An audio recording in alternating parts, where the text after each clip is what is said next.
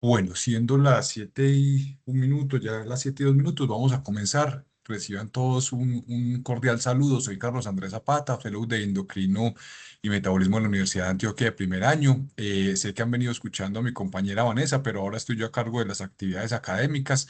Entonces voy a seguir moderando las sesiones. Hoy vamos a tener el club de revistas. De antemano les pido disculpas si en algún instante debo interrumpir un segundo para admitir a las personas invitadas. Además, me estoy adaptando un poquito aquí al equipo de Teams, pero seguramente no nos va a generar ninguna interferencia. Entonces, si alguien de pronto no me está escuchando o se está escuchando mal, me dejan saber en el chat. Pero por ahora vamos a comenzar entonces con el club de revistas para dar cumplimiento con el horario. Entonces, vamos a tratar hoy un artículo supremamente interesante que para mí lo fue en gran parte debido a que hace muy poco también tuvimos un caso altamente sospechoso de Cushing cíclico en mi rotación en el Hospital Pablo Tobón Uribe, así que viene perfectamente al caso y me dejó muchísimas enseñanzas. La agenda que les voy a desarrollar hoy, primero la justificación y después vamos a hablar la descripción a fondo del artículo, un análisis crítico que aplicaremos, la evaluación de JAMA y por último las conclusiones y preguntas de todos los profes. Estimo desarrollar toda esta agenda en aproximadamente 35 a 40 minutos. Por favor, al final, todas las preguntas que nos puedan brindar y comentarios o reflexiones acerca del artículo. Entonces, vamos a comenzar con la justificación y los retos. Sabemos pues que el Cushing es una enfermedad, el síndrome de Cushing es una enfermedad de origen tumoral benigno que es altamente mórbida y también puede aumentar la mortalidad en los pacientes. Y también conocemos con claridad de grandes cortes su etiología en un 70% ACTH dependiente, que es el que llamamos el síndrome de Cushing ACTH dependiente. De ese 70%, una gran parte es por enfermedad de Cushing y otro 10 a 20% de todo ese ACTH dependiente sabemos que es ectópico y un 20 a 30% que no es de origen pituitario ni ACTH dependiente, sino que es ACTH independiente y allí ya son causas un poco más extrañas.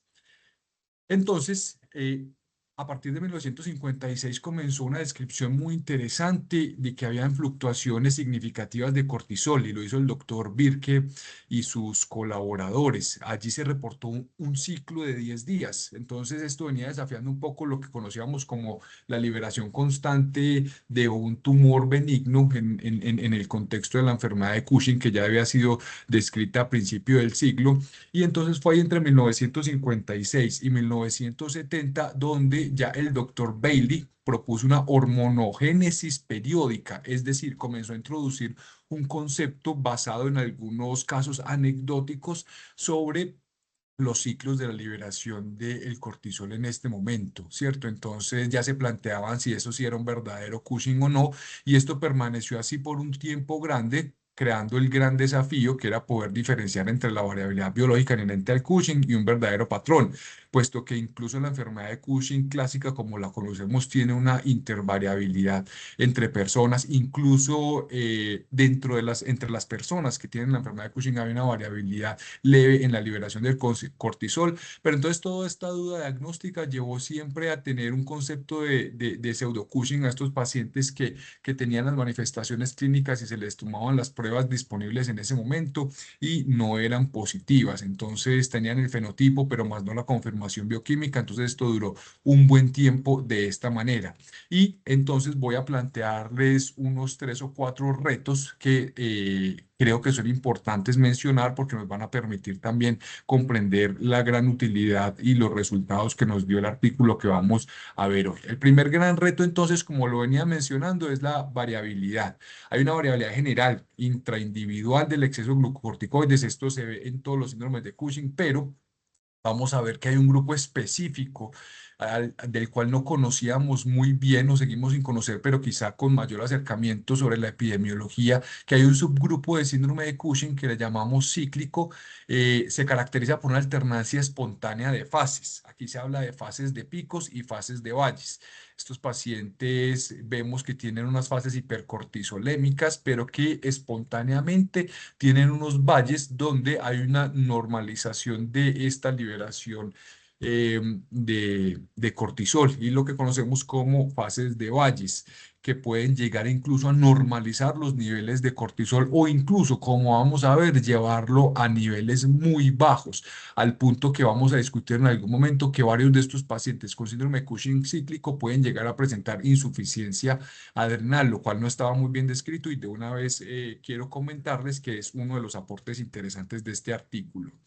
Ya aquí el segundo reto, como lo mencioné en esa línea de tiempo, hay un reto en la definición, porque dependiendo de la definición es que vamos a tener una frecuencia diferente. Una de las primeras definiciones como importantes que se tomó como pilar para el diagnóstico de esto fue en el 2007 la del doctor Mainardi y sus colaboradores, que en una revisión de 65 casos se atrevieron de una forma muy interesante a definir unos criterios diagnósticos, ¿cierto? Para evitar esto, el sobrediagnóstico. Entonces, ¿cuáles eran esos criterios? Quizá muchos de nosotros, cuando conocimos por primera vez este concepto del Cushing clínico, este es el concepto que se estaba manejando. 3 picos confirmados de hipercortisolismo con 2 valles confirmados de normocortisolemia. Es muy importante no solamente guiarse por la parte fenotípica, sino que estos criterios hablaban también de que la confirmación tenía que ser bioquímica de los 3 picos y de los 2 valles.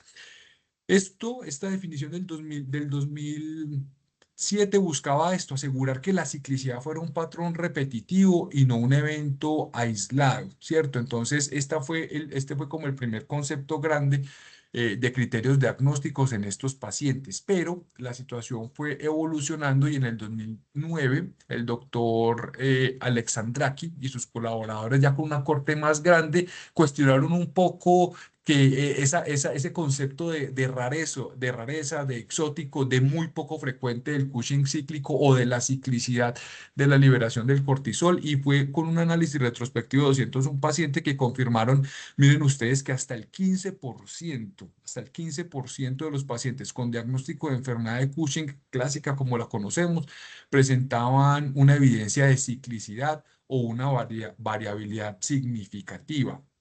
Entonces, recuerden que el anterior fue en 2007, esto ya en 2009 cuestionó esa rareza de la ciclicidad, mostró que hasta un 15% de los pacientes se presentaba y nos mostró y nos dejó como concepto que la ciclicidad no era una curiosidad pues exótica de casos raros de Cushing, sino que era una característica frecuente, ¿cierto? 15% de ellos, especialmente en la enfermedad de Cushing hipofisiara, que a menudo pasaba desapercibida esa ciclicidad. Entonces ya nos dejó como ese mensaje de que no era algo tan extraño o algo que no se presentara y que no debiéramos tener en cuenta constantemente. Ya entonces en el 2023 sucedió algo muy interesante y esta persona quiero que la tengan ahí en referencia, la doctora Nowak, porque es una de las personas que más publica al respecto, ¿cierto? Y vamos a ver que el artículo actual también tiene que ver con ella como autora. Entonces en el 2023 mostró que esa definición tan estricta de 3 picos y 2 valles no era tan práctica, no era tan pragmática porque eso llevaba a darle mucha larga al diagnóstico y esto podría retrasar muchísimo la intervención en estos pacientes. Entonces, basados también en una revisión sistemática de la literatura muy interesante publicada aquí en Lancet en el 2023 por la doctora, propuso que para ser más pragmáticos, se tuviera en cuenta la definición de Cushing cíclico con 2 picos de hipercortisolismo demostrado y un valle espontáneo, no inducido por tratamiento, lógicamente, que no se le hubiera intervenido farmacológica ni quirúrgicamente a estos pacientes con diagnóstico de síndrome de Cushing. Esta definición de la doctora, cuando uno lee este artículo de Lancet del 2023, pues definitivamente cambiaba el paradigma del diagnóstico o criterios diagnósticos previos, recuerden, 3 picos y 2 valles confirmados, y lo que estaba buscando era combatir ese diagnóstico tardío de esos pacientes y la carga en la morbimortalidad que genera la exposición prolongada del cortisol, que aunque tenga valles, va a generar daños importantes y aumento en la morbilidad de estos pacientes, como vamos a ver en el día de hoy con el artículo que analizaremos, que es de los primeros que nos muestran, pues, por subtipos y demás, toda esa carga de morbilidad de estos pacientes, aunque tengan valles prolongados. Entonces, era muy interesante traer esto a colación porque el artículo que vamos a ver hoy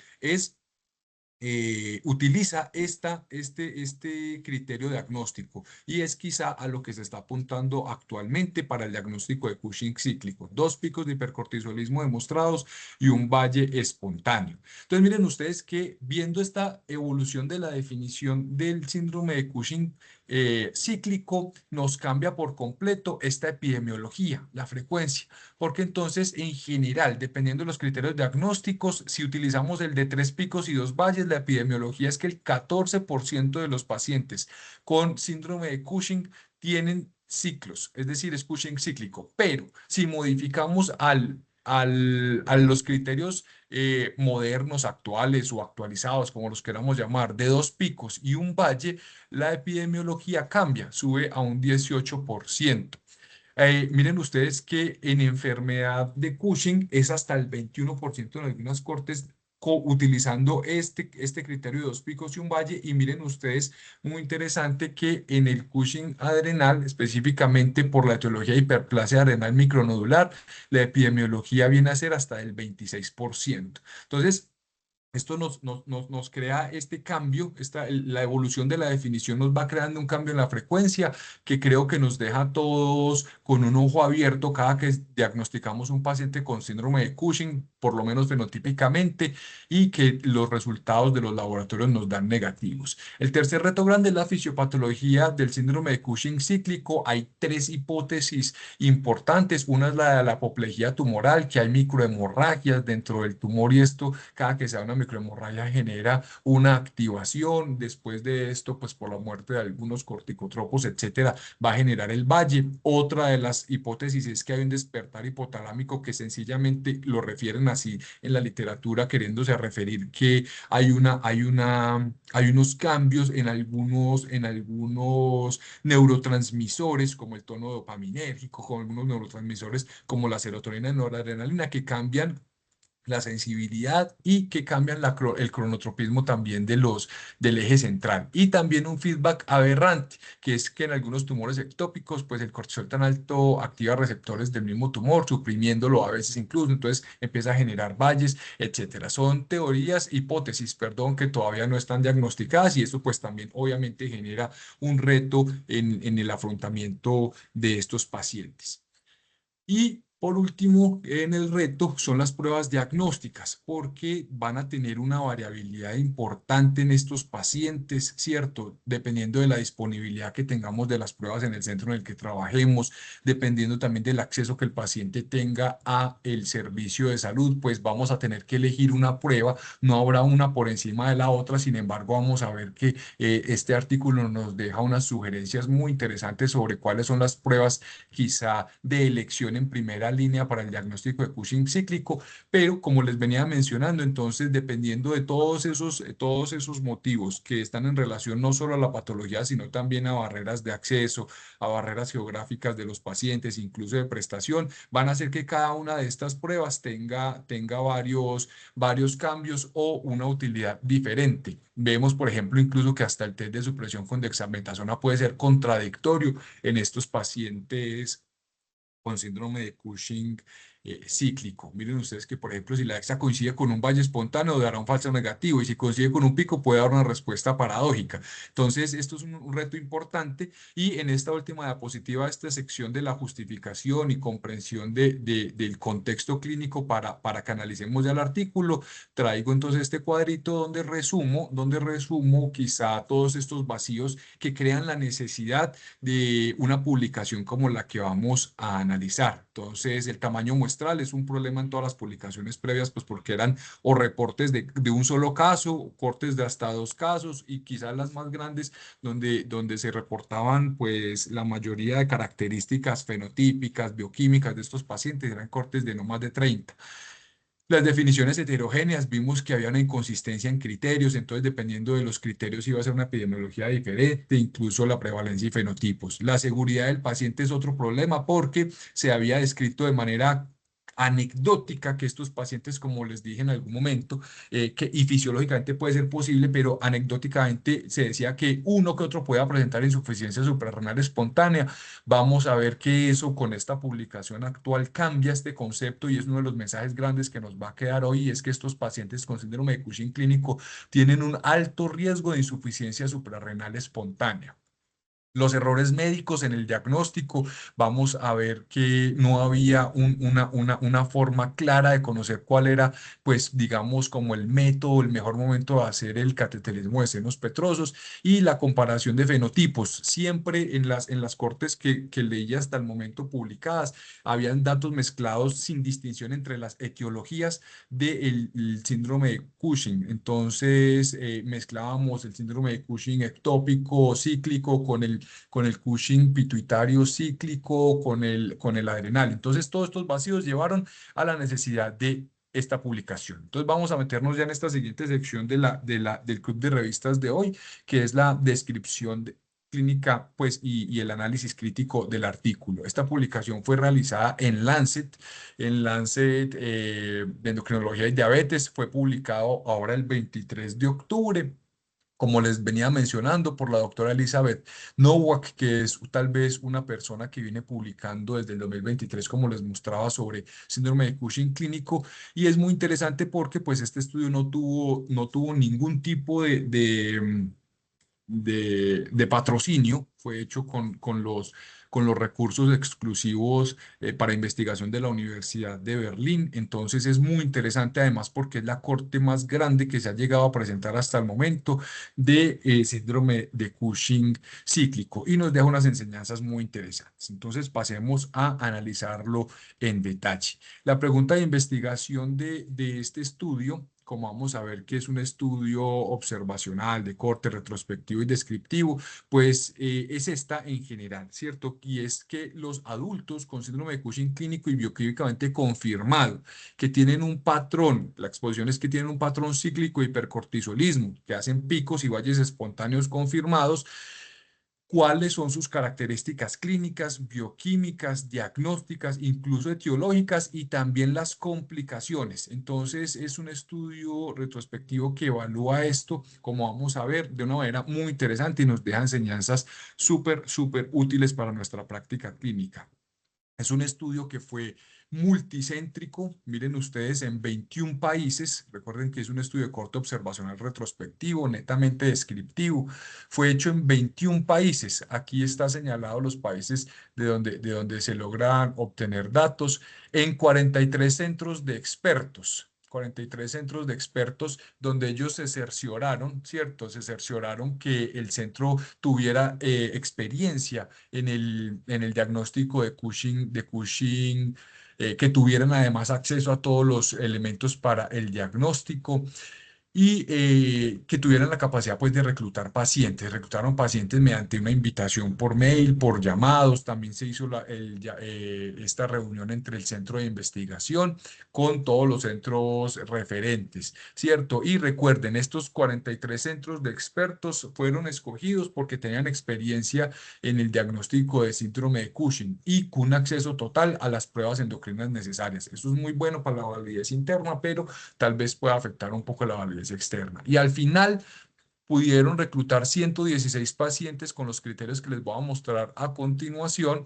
pero se tuvieron que descartar 6 pacientes porque no se logró un seguimiento, o era una sospecha clínica fuerte, y al final se descartó que fuera una enfermedad de Cushing. Entonces acá pasamos a hablar de los criterios diagnósticos que ellos utilizaron para la inclusión de pacientes, ¿cierto? Y los subtipos, como los subtipos del síndrome de Cushing, cómo lo subtipificaron. En realidad esto está en línea o acorde o armónico con todas las definiciones que nosotros encontramos en varias partes. Entonces definieron la enfermedad de Cushing como ACTH dependiente y a casi todos estos pacientes los llevaron a histopatología y que fuera compatible con el adenoma corticotropo o que tuviera el gradiente positivo por cateterismo de senos petrosos, lo cual es pues muy bueno para el diagnóstico. El Cushing ectópico también como parte de la CTH dependiente, una histopatología que tuvieron histopatología de tumor neuroendocrino productor de ACTH, después obviamente de la resección y una remisión del hipercortisolismo tras cirugía del tumor o si el tumor es oculto, porque vamos a ver que había una categoría de síndrome de Cushing ectópico oculto. Eh, También vemos que pudieron definir la ACTH dependiente de origen oculto, como les acabo de mencionar, y el Cushing ACTH independiente o adrenal, que tuvieron una ACTH plasmática suprimida durante los picos de hipercortisolismo con imagen adrenal positiva y o confirmación histopatológica de la lesión adrenal. Entonces, estos fueron los criterios diagnósticos y mediante estos criterios fue que lograron recopilar 110 pacientes, recuerden ustedes, en 21 países y más de 40 centros expertos. La definición operativa que ellos utilizaron de síndrome de Cushing cíclico es que para que el paciente fuera elegible tenía que tener un Cushing clínico y bioquímico confirmado y nuevamente como vimos en la parte inicial de este club de revistas que fueran más, igual o más de 2 picos de hipercortisolismo y al menos un valle espontáneo de cortisol. El pico de cortisol fue determinado bioquímicamente, una fase de exceso de cortisol, el valle, una fase espontánea de cortisol normal o bajo sin intervención terapéutica para poder que fuera considerado un valle. Y un ciclo era considerado un periodo que abarca un pico de hipercortisolismo y el valle consecutivo a este. Y las pruebas bioquímicas aceptadas pues para el diagnóstico en este estudio fueron el cortisol sérico matutino, el cortisol sérico de medianoche, la contracción urinaria de 24 horas de cortisol libre, el cortisol salival nocturno, cortisol en pelo, aunque realmente los pacientes que fueron ingresados al estudio por medio únicamente de cortisol en pelo, pues fueron muy pocos. Eso es bueno para nosotros, pues porque estas previas son las pruebas de las que disponemos y también se aceptaba la prueba de supresión con 1 miligramo de dexametasona. ¿Qué procedimientos entonces tuvieron los investigadores? Primero, pues ellos aclaran que la documentación y el reporte de todos los resultados siguieron las recomendaciones de las guías actuales para este tipo de procedimientos, como la STROPE, en este caso, pues de estudios observacionales. En cuanto a la remisión del síndrome de Cushing, bueno, antes de eso, vemos que que ellos esperaban recopilar mínimo 100 pacientes para comenzar con el análisis estadístico que hicieron mediante este software. Y para los resultados, ellos miren ustedes que ellos definen previamente y categorizan muy bien cuáles iban a ser los resultados a medir. El de la remisión lo definen de una vez, el de insuficiencia suprarrenal, el de crisis suprarrenal y el de control bioquímico. Entonces, la remisión se clasificó como completa, parcial y espontánea. Completa cuando hubiera una normalización absoluta bioquímica y también una remisión significativa del fenotipo. Parcial cuando había solamente una elevación por encima de 1,5, 2 veces los niveles de referencia de las pruebas de control bioquímico, y espontánea cuando sin ninguna intervención pues hubo una remisión clínica y bioquímica en los pacientes. La suficiencia suprarrenal no tiene nada de diferente a lo que conocemos en su definición, lo mismo que la crisis suprarrenal utilizaron estos criterios de Bruno Alolio, y el control bioquímico en tratamiento médico lo definieron como un cortisol urinario de 24 horas dentro del rango normal. El análisis estadístico, pues se los comenté previamente, utilizaron este software para las variables continuas, lo reportan como mediana y las categóricas con porcentajes. El manejo de datos faltantes fue claro y categórico o no aplicable o pérdida del seguimiento. Por fortuna, de una vez les comento que fue muy poco la pérdida de pacientes, menos del 8% de la muestra inicial. Las pruebas usadas para diferentes correlaciones y análisis de estas variables y de estos datos, pues aquí se las expongo y la significancia estadística para ellos era una P menor de 0,05. Entonces, basados en esto, vamos a comenzar a describir los resultados de estos hallazgos que son sumamente interesantes. El primer resultado grande que les quiero mostrar antes de la tabla grande que vamos a analizar de todas las características de los pacientes es ver la etiología del síndrome de Cushing en estos pacientes con Cushing cíclico.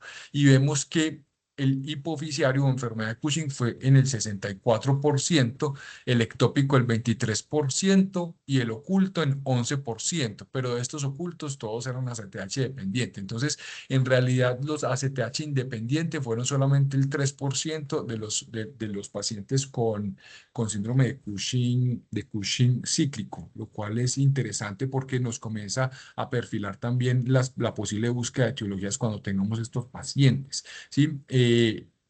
Esto en primera instancia de forma grande quería mostrarles porque es un resultado muy interesante con una pequeña variación ahí en las causas del síndrome de Cushing. Y pasamos ahora a analizar en detalle esta tabla que me parece que es de las que más nos deja enseñanzas. Entonces, lo primero a destacar en esta tabla es que son más mujeres que hombres en todos los subtipos de Cushing cíclico, ¿cierto? De todos los pacientes y en cada uno de los subtipos de Cushing cíclico son más mujeres que hombres, lo cual es un poquito también distinto, por ejemplo, para el síndrome de Cushing ectópico que lo reportan a veces como más común en hombres que en mujeres, quizás el único subtipo que en algunas cortes reportan como más en hombres que en mujeres. Aquí en Cushing cíclico sigue siendo más todos los subtipos en mujeres. La edad también es interesante destacar que voy a agrandar acá un poquitico la, la tabla. Miren ustedes que la edad más jóvenes en pituitarios y adrenales que en el ectópico y en el oculto, y esto pues tiene obviamente un asidero claro en el posible origen tumoral del ectópico o los ocultos. Y los principales comorbilidades, muy interesante, en cuanto a la representación étnica, prácticamente casi todos eran blancos o de otra etnia, muy poca representación de población afrodescendiente. Y pasamos acá a mirar esto, las principales comorbilidades que tenían estos pacientes. Miren ustedes que la hipertensión arterial, acá era la hipertensión arterial, la obesidad y la diabetes tipo 2 y la osteoporosis eran las más comunes en estos pacientes con síndrome de Cushing cíclico. Y entre ellos, muy interesante ver que el sobrepeso y la obesidad estaba primordialmente en esto, en los del Cushing pituitario. Mientras que la diabetes mellitus, mucho más frecuente en el ectópico y en el oculto. Las fracturas patológicas, más en el adrenal, interesante, y en el ectópico. Y una cosa también interesante, los eventos tromboembólicos hacia la parte baja de la tabla, hacia la parte baja de la tabla, los eventos tromboembólicos mucho más comunes en la etiología de Cushing cíclico de las suprarrenales, o sea, de Cushing adrenal. Eso me parecía supremamente interesante. Y pasamos aquí a otra descripción de los hallazgos imagenológicos. Miren ustedes que el microadenoma es el más frecuente de todos los hallazgos imagenológicos a nivel de la pituitaria, por supuesto en la enfermedad de Cushing. El tumor no detectable, esto es muy interesante de analizar. Un tumor no detectable en la pituitaria o en la hipófisis en el 21% de los pacientes de Cushing cíclico. Esto me parece muy interesante porque en algún momento hemos discutido si hacerle cateterismo de senos petrosos o no a los pacientes que en la resonancia magnética no se encuentre ninguna alteración en el reporte de esta, pero miren ustedes que en el caso de Cushing cíclico, por lo menos en este reporte es muy interesante ver que hasta el 20% de los pacientes no muestran alteración en la hipófisis, siendo un Cushing de origen central, pues. Otro hallazgo que me pareció muy interesante, es el del agrandamiento bilateral de las adrenales en la parte más baja de este reporte de características por imagen. El agrandamiento bilateral de las adrenales fue diagnosticado hasta en el 33% de los pacientes con enfermedad de Cushing, hasta en el 38% de los ectópicos y obviamente en todos los adrenales. Pero ahí vamos a mirar qué tipo de afección de las adrenales fue la común, que normalmente en enfermedad de Cushing clásica como la conocemos, la afección suprarrenal que más produce pues este síndrome son los adenomas unilaterales productores, pero veamos que para Cushing cíclico La etiología principal es la hiperplasia bilateral. Miren ustedes que en ninguno se encontró como tal una afección unilateral, sino que en todos los casos de Cushing cíclico de origen adrenal, la afección era bilateral y no como tal, no eran nódulos. Entonces, muy interesante ver esto en estos pacientes y esta tabla, por eso les digo que me parece que nos deja datos muy interesantes. Procedo entonces a que miremos en este panel A, este primer panel A, nos muestra cuáles fueron los valores máximos de las pruebas de cortisol en estos pacientes y este panel B nos va a mostrar cuáles fueron los valores mínimos, o sea, en los valles. Entonces, panel A, los episodios, los ciclos y en panel B o picos y en el panel B los valles. Entonces, vamos a ver aquí que en los picos de la enfermedad, o sea, acá en el panel A, en todos los tipos de Cushing cíclico, bien cualquiera que fuera su etiología, alcanzan valores pues claramente patológicos de hipercortisolismo. Vamos a ver que el cortisol sérico, el cortisol libre 24 horas en orina, el cortisol salival, todos están muy por encima de los valores normales. Sé que es un poquito difícil, voy a agrandar acá la gráfica para que ustedes puedan ver un poquitico mejor este que es el panel A de los picos. En la línea punteada dentro de cada gráfica, la línea punteada significa el valor de referencia normal del laboratorio. Y los primeros punticos que son como rosaditos son del total de los pituitarios. En naranjita o amarillito reportan los de ACTH ectópico. No sé ustedes cómo lo alcanzan a ver ahí, yo lo veo como un moradito. La tercera columna de puntos es la del adrenal y la última columna de puntos, que es un poquito más oscura que la previa, es la de Cushing de origen oculto. Entonces miren ustedes que prácticamente en todas las medidas que se utilizaran o todas las herramientas diagnósticas que se utilizaron, pues la elevación fue muy alta de estos picos de cortisol. Pero miren ustedes que los valores máximos de ACTH son elevados, obviamente en el ACTH dependiente. Y van a ver ustedes, una de las conclusiones a las que vamos a llegar ahora es que los máximos niveles de cortisol, sobre todo urinario, son vistos en el Cushing ectópico y en el Cushing oculto, incluso pues dentro de esta corte de los pacientes con Cushing cíclico. Lo cual es interesante porque eso sí está en armonía con el síndrome de Cushing. Normalmente cuando lo diagnosticamos encontramos valores por encima de 5 veces el valor normal del cortisol urinario, o sea, con hipercortisolismo severo. Principalmente lo vemos en esos pacientes. Y vemos acá el panel B, que es los valores durante los valles. Y lo interesante de ver aquí es que en todas las medidas, miren ustedes que la gran mayoría de los pacientes en un valle presentan una normalización completa, casi completa, de cualquier herramienta diagnóstica que utilicemos en estos pacientes. Miren ustedes arriba a la izquierda, por ejemplo, en el cortisol sérico, siendo esa línea punteada sobre el 1 el valor normal. Miren ustedes que en cualquier etiología casi que hay que normalización. Lo mismo vemos los niveles de ACTH, lo mismo a continuación vemos los niveles de cortisol urinario. Entonces, esto es un reto grande porque muchas veces, como vamos a ver ahora, hacemos las pruebas diagnósticas en un momento de valle y tenemos el paciente con el fenotipo claro. Esto no nos debe alejar de la sospecha para diagnosticar a estos pacientes. Y para mostrarles a continuación esto, la frecuencia de los ciclos por grupo, que es muy interesante, esto es otro aporte interesante del artículo, es cuántos ciclos, dependiendo de la etiología, se presentaban en estos pacientes. Entonces acá vamos a ver de manera pues muy interesante que los pacientes con Cushing cíclico que mayor número de ciclos presenta por año son los de Cushing ectópico, mucho más, casi el doble de ciclos más que los demás, que los otros tipos de Cushing. Miren ustedes que aquí el adrenal no presenta casi ciclos, es el que menor número de ciclos por año presentan estos pacientes. Entonces, la conclusión de esta pequeña gráfica es esta de una forma un poco más gráfica, y es que en el Cushing ectópico, miren ustedes, hasta 1.8 ciclos por año versus el Cushing hipoficiario que presentan hasta 0.7 ciclos por año, y en el Cushing adrenal es cuando presentan los valles más largos, valles asintomáticos del paciente con normocortisoluria, normocortisolemia de hasta años.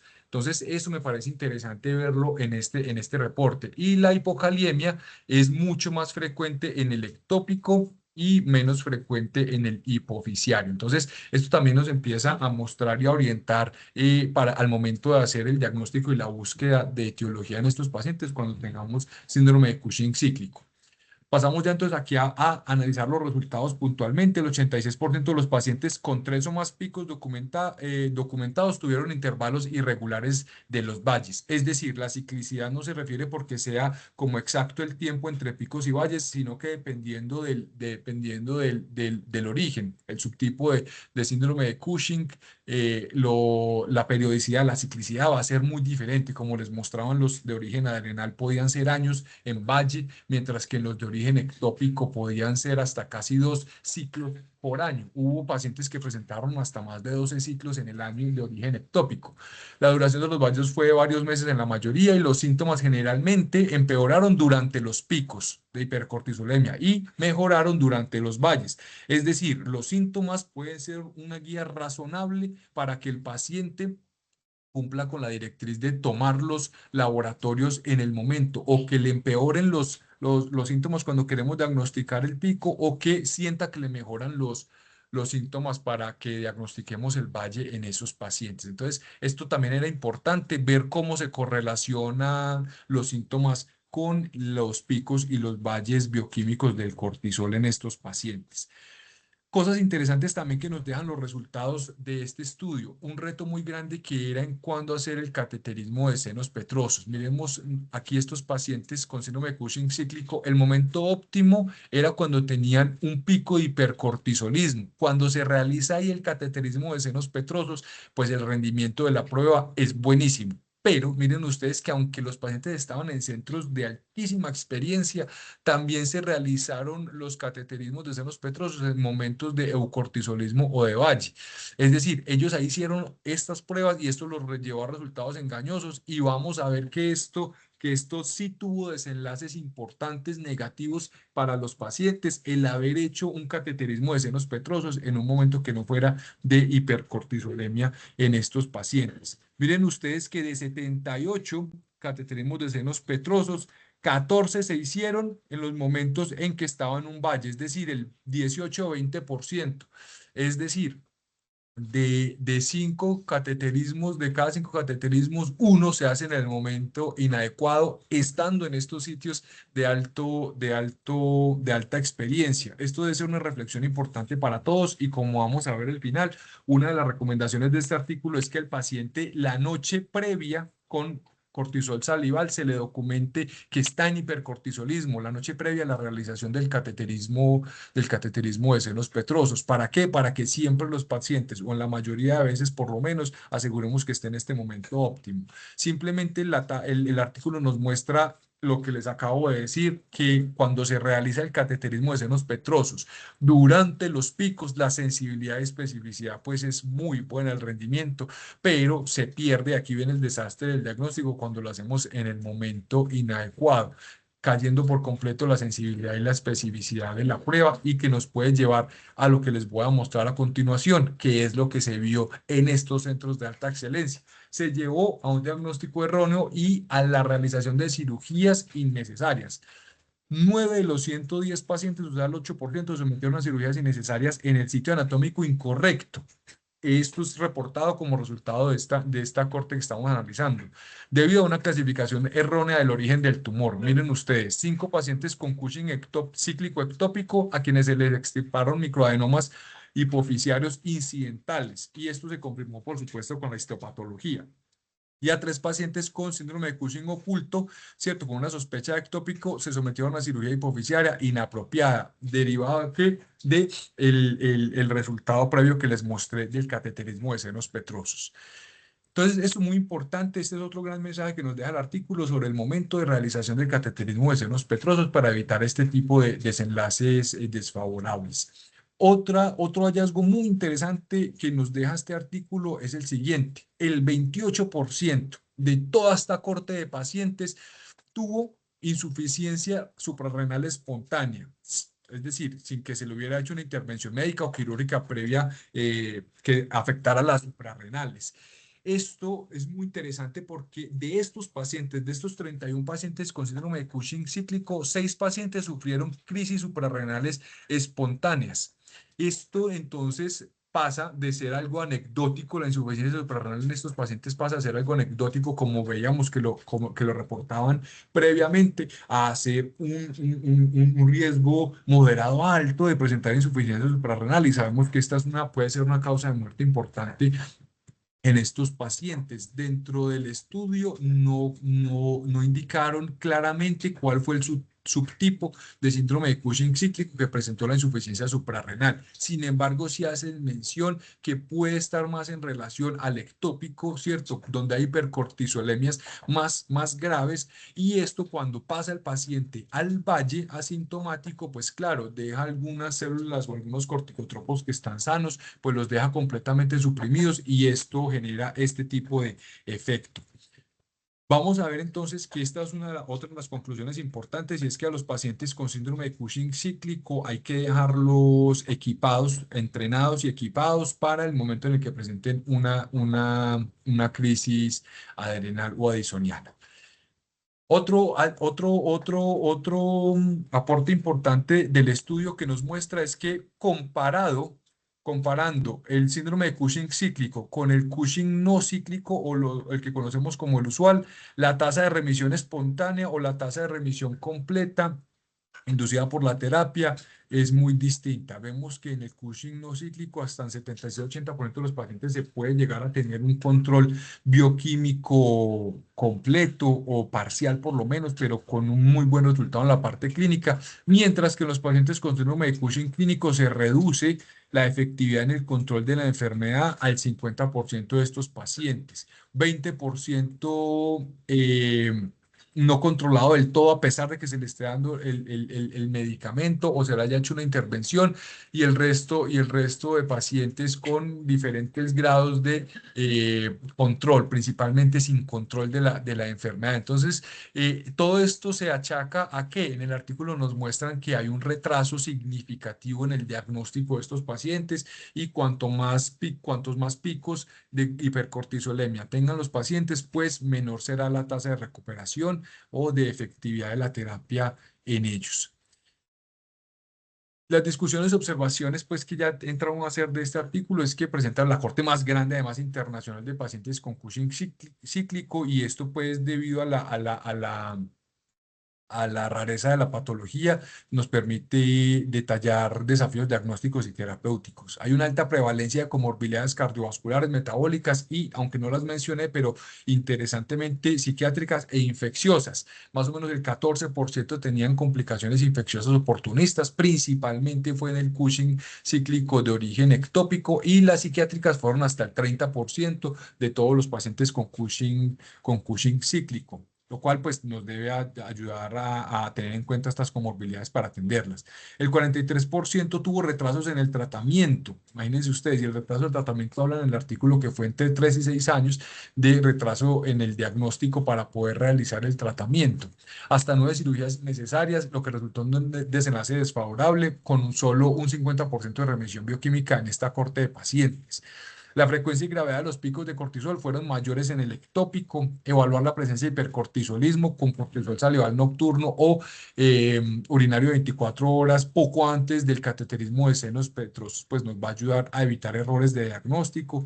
Y los resultados sugieren que los marcadores de cortisol, no solamente el de 24 horas, sino que destacan que o sea, cortisol en saliva, eh, el cortisol en saliva nocturno es interesantísimo, sobre todo para que los pacientes lo tengan en la casa cuando sientan los síntomas, lo tomen, los entrenamos en cómo tomarlo, y el otro día se procese la muestra, porque vimos que hay una correlación interesante y útil entre los síntomas y tomar este tipo de pruebas para el diagnóstico del pico.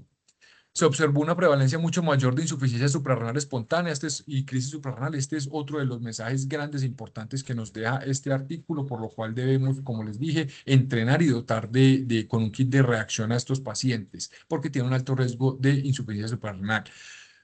Y esto pues que acabo de hablarles. Las fortalezas del estudio, un gran tamaño teniendo en cuenta la dificultad en conseguir pacientes de este tipo, centros expertos de 21 países y el requisito de evaluaciones bioquímicas repetidas. Recuerden que tenían que ser 2 mediciones positivas de cualquier herramienta para diagnóstico de hipercortisolemia en cualquiera de los picos o valles. O sea, cada pico o cada valle tenía que tener dos pruebas eh, hechas para poderse considerar como tal un pico o un valle. La limitación es el diseño retrospectivo, el pequeño número de pacientes con síndrome de Cushing cíclico de origen adrenal, que pues puede ser un problema, pero a la vez también no sabemos si estamos frente a una verdadera gran diferencia en la etiología y el origen del Cushing cíclico y que definitivamente los de origen adrenal sean muy pocos los que presentan ciclicidad en esta patología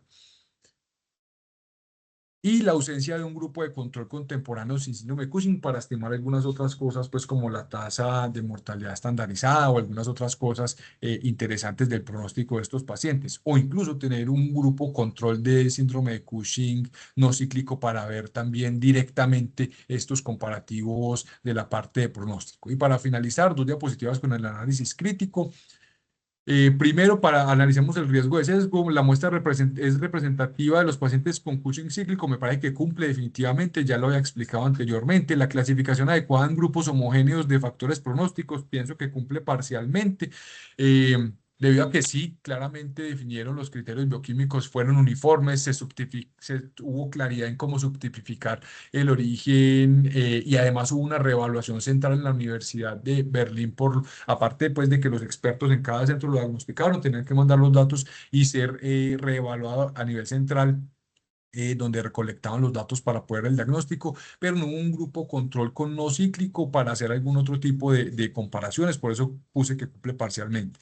El seguimiento fue suficiente y completo, pienso que cumple una observación de prácticamente 5 años, un periodo de observación de más de 5 años en estos pacientes nos permite sacar conclusiones, me parece que muy importantes. Los criterios de desenlace fueron objetivos y el sesgo fue bajo, pienso que fueron bien definidos los criterios bioquímicos, fueron bien definidos previamente los resultados o los outcomes a medir, siguieron las recomendaciones internacionales para este tipo de estudio y lo único es que pues se evaluaban en laboratorios diferentes, entonces los criterios bioquímicos y esto podían cambiar un poquitico, habían pruebas distintas para el diagnóstico, que entiendo que eso es inherente a la dificultad de la enfermedad, pero pues eso es lo que me hizo colocar que cumplía parcialmente. Ahora volvemos a los resultados. La estimación de la probabilidad de desenlaces a largo plazo se cumple, sí cumple parcialmente. Las proporciones de remisión, complicaciones y crisis suprarrenales, de errores diagnósticos. Sin embargo, no había un grupo control para hacer algunos cálculos de pronóstico específicamente en esta corte. Y la precisión de los estimados se cumple. Pienso que en general sí se cumple. Es razonable por una entidad rara y reportaron con una muestra de 110 pacientes. La forma como lo reportaron estuvo bien. Muchos subgrupos son pequeños, muy pequeños, y vuelvo y les digo, esto tal vez no sea un problema de los investigadores, sino que nos estemos enfrentando a una realidad en la fisiopatología y la etiología de esta enfermedad. Y en cuanto a la aplicabilidad clínica, definitivamente me parece que sí hay una similitud en los pacientes. Que del estudio con los que nosotros rara vez vemos acá en el medio. Seguimiento suficiente a largo plazo para ver desenlaces relevantes. Pienso que cumple parcialmente debido a que es retrospectivo. El tiempo de seguimiento varía entre pacientes, pero pues esto es una cosa propia del tipo de estudio en este tipo de patologías tan raras. Y la utilidad de los resultados para el manejo de mis pacientes, definitivamente pienso que cumple. A mí me deja muchas cosas útiles y muy importantes para la atención, sobre todo la sensibilización sobre la frecuencia del síndrome de Cushing cíclico, de no descartar el diagnóstico o cuando vemos un fenotipo de Cushing y con unas pruebas bioquímicas normales, no descartarlo de entrada o inmediatamente irme al diagnóstico de pseudo Cushing, sino pensar siempre que también el paciente puede tener un Cushing cíclico hasta que no se demuestre lo contrario. Y esta última parte ya de las conclusiones y preguntas, las conclusiones pues las he venido dando y las acabo de dar en el momento. Entonces quisiera por favor abrir el micrófono a los profes, a los participantes y asistentes para preguntas o para comentarios y aportes sobre lo que se acaba de exponer. Entonces, escucho el profe Carlos Viles, profe, adelante, muchas gracias. Carlos, muchas gracias por la presentación. Una pregunta. ¿Hay alguna pista que nos den los autores de cuándo intervenir? Es decir, nos acabas de decir que puede ser uno de cada 5 pacientes los que tengan esa presentación que sea cíclica, pero entonces, ¿cuándo intervenir? Porque el paciente tiene un Cushing activo, estamos en un segundo momento, digamos, de actividad y uno diría, ¿y yo cómo sé si esto se va a volver a apagar o de una vez voy pensando en que tengo que intervenirlo? ¿Hay alguna pista que se dé con este trabajo?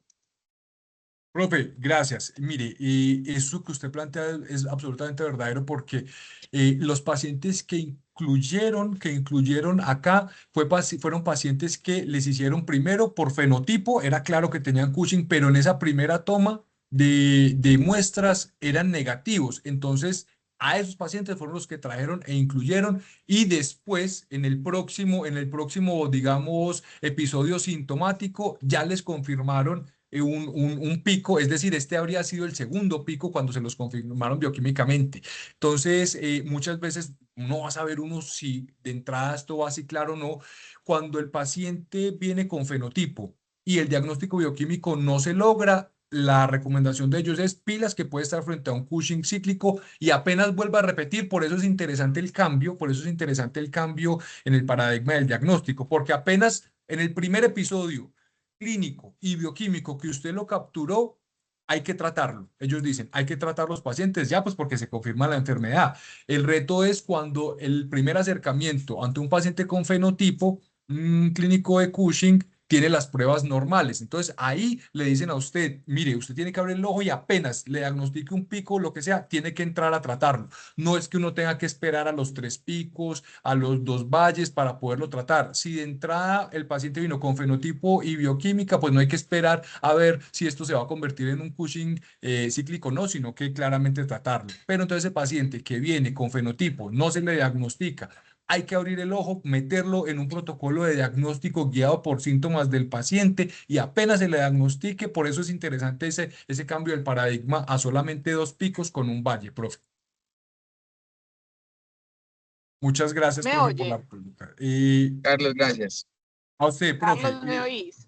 Hola, profe, sí, la escucho y después voy a dar Sí, la palabra al doctor Luis. Profe, adelante, profe Clara. es que no supe cómo levantar la mano.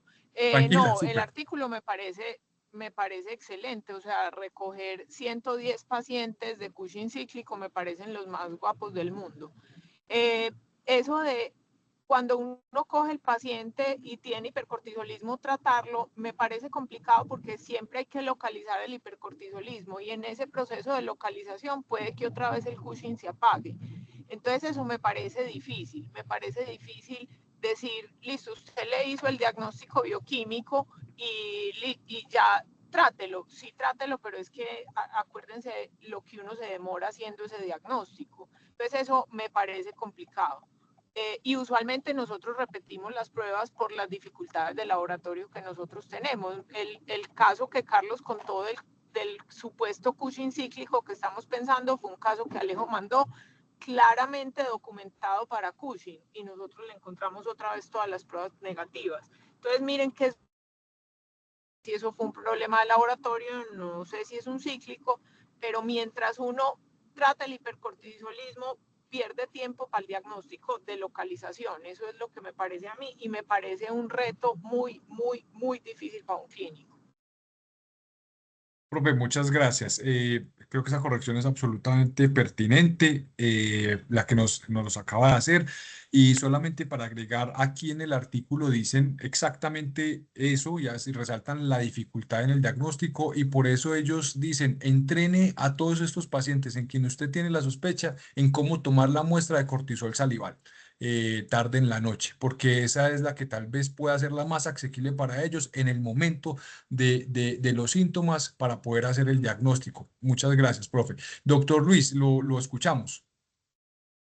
Carlos, muchas gracias. Sí, este artículo fue publicado inicialmente en el Congreso Europeo, ahora en mayo. Ahí tuvimos la oportunidad de ir, el doctor Román estuvo, yo también pude ver la presentación y fue un caso que llamó mucho la atención por lo que la doctora Clara decía, más de 100 pacientes con casos ectópicos y se indicó que se iba a publicar y es interesante que ya lo estemos compartiendo.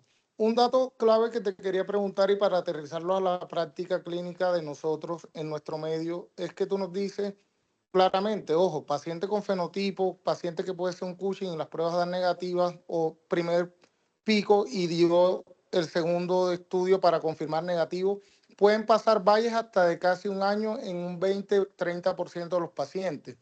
¿Qué recomendación práctica, aparte del cortisol salivar, le daríamos a los pacientes o cómo enfocarlos para determinar en qué momento causamos esa reactivación del hipercortisolismo y tener algún mensaje concreto de que no se nos pasen esos casos?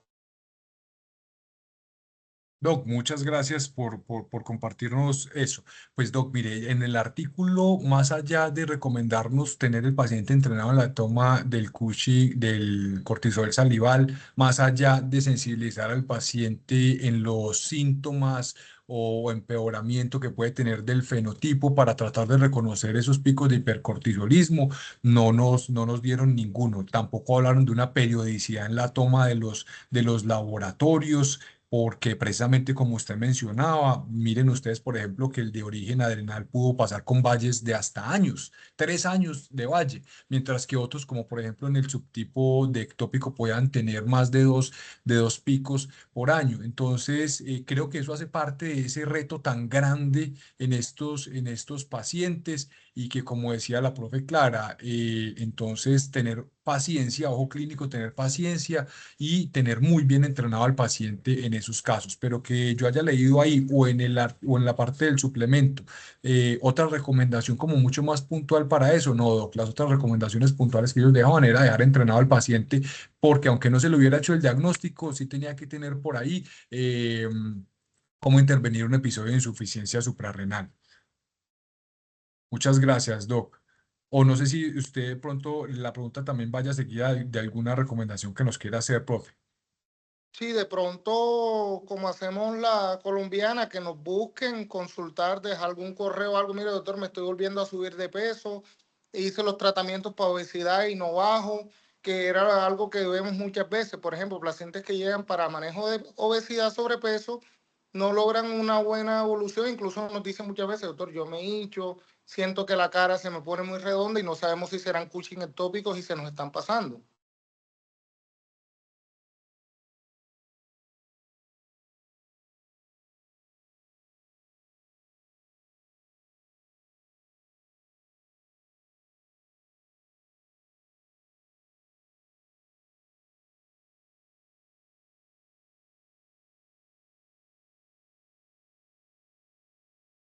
Hola, Carlos, buenos días a todos. Muy bueno el artículo y muy interesante como voy a aclarar la cantidad de pacientes pobres, cantidad que de por sí es rara y bajo.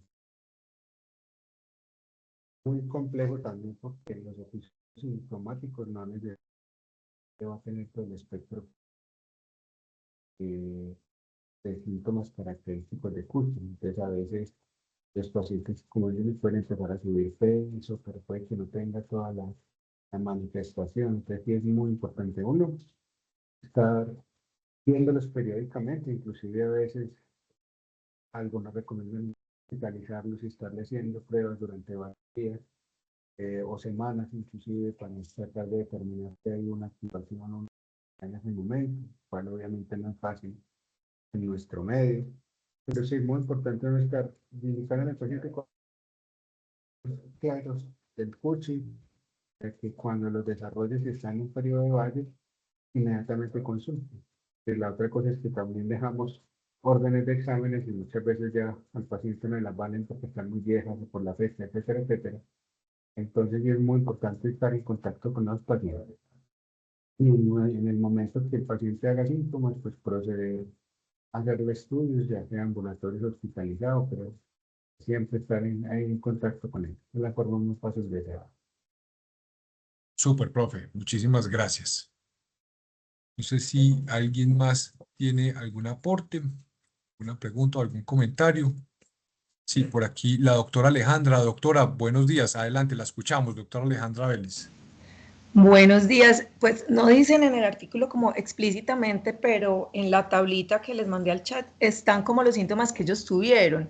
Entonces, una forma inferiría uno, no lo dicen explícitamente, es el monitoreo domiciliario de presión arterial. Se les está subiendo la presión, la oscilación en el peso, si tienen diabetes y están menos regulados, y los síntomas afectivos, porque mencionan depresión, y esa es una cosa como muy autopercibida por los pacientes. Yo no he tenido pacientes con Cushing cíclico, pero en el Cushing normal es como más o menos aún en niños percibido este tipo de cambios. Entonces, tal vez, que es lo que todos nos estamos preguntando, ¿qué le decimos al paciente para que nos anuncie el pico? Podría ser esa tablita, pues como la guía, y tener esas medidas objetivas en casa.